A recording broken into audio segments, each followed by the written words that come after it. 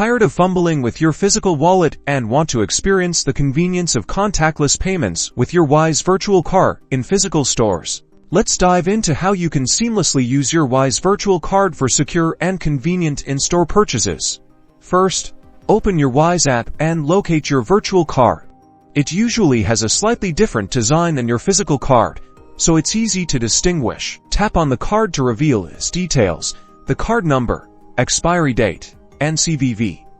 Don't worry, these are securely stored within the app. Now, the magic happens.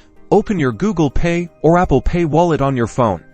Tap the plus button to add a new card. You can manually enter the card details we just revealed from the Wise app, or in some cases, there's a handy Add to Wallet button right within the Wise app that will auto-populate the information. Follow the on-screen instructions to verify your card. This might involve a text message or email verification. Once your virtual card is successfully added to your mobile wallet, you're ready to pay in stores.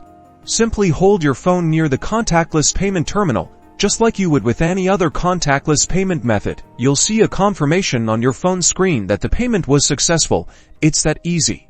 Enjoy the convenience and security of using your Wise virtual card for all your in-store purchases. Now you can leave your wallet at home and pay with a tap.